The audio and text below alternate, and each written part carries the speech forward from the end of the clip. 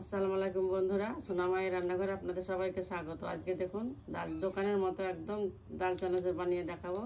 দেখতে থাকুন আমি কিভাবে ডাল চানাচুর বানাচ্ছি। দেখুন 2 ঘন্টা ভিজিয়ে রেখেছিলাম, পানিটা ঝরিয়ে নিয়েছি। কাপড়ের মধ্যে পানিটা ঝরিয়ে নিয়েছি, দিয়ে দেবো। একটু ফ্যানের বাতাসে দিয়ে শুকিয়ে নেব। চানাচুরের জন্য স্পেশাল একটা মশলা বানিয়ে নেব। জিরে নিয়েছি, গোলমরিচ, মৌরি, 2টো তেজপাতা নিয়েছি, শুকনো লঙ্কা একসঙ্গে ভেজে নেব।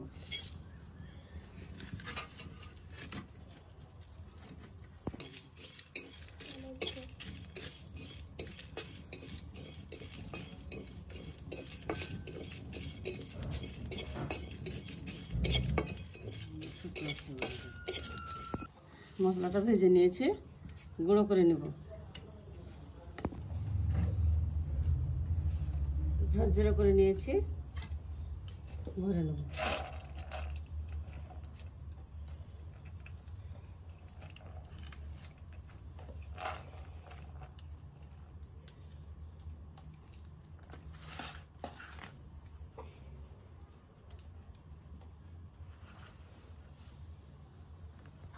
এটা গরম হয়ে গেছে, দিয়ে দেবো।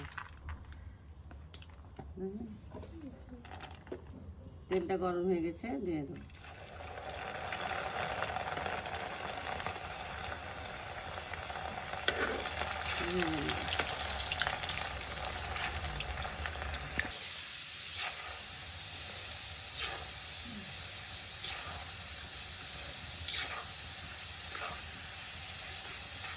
ভাজা হয়ে গেলে ভেসে উঠবে। আস্তে আস্তে দেখুন সব ভেসে উঠছে ডাল চানাচুর।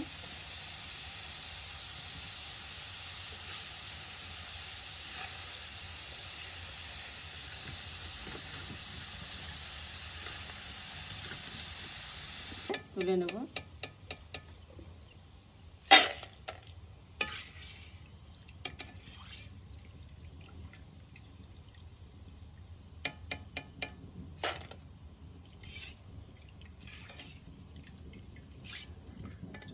ভেজে নেব এভাবে।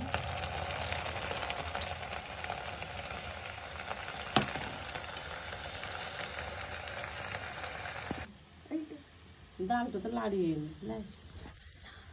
ভাজা হয়ে গেছে, তুলে নেব।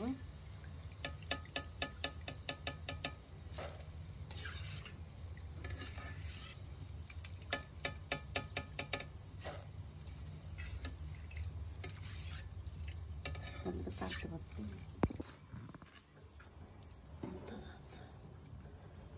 বাদামটা ভেজে নেব। কুটি কুটি চলে গেছে। কারি পাতা দেবো।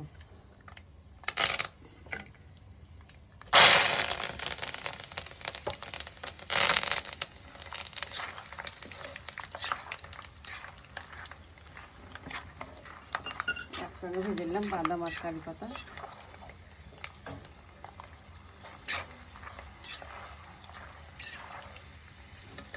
ভাজা হয়ে গেছে, তুলে নেব।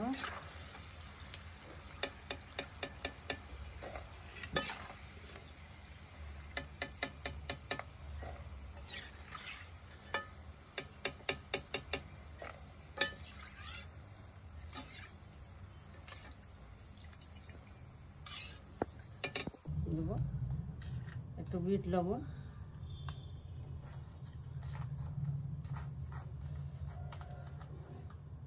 চিনি,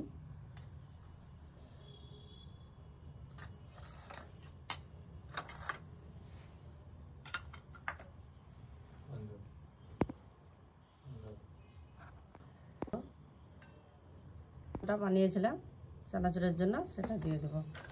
মিক্স করে নেবো একসঙ্গে।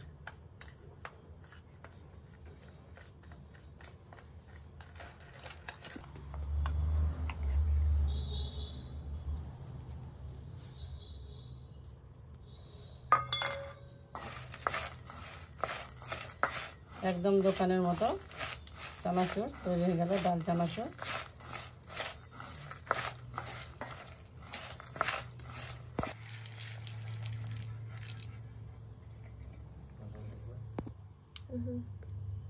দেখুন বন্ধুরা, ডাল চানাচুরটা বানালাম, দেখলেন তো কিভাবে বানালাম, একদম দোকানের মতো মুচমুচে ডাল চানাচুর।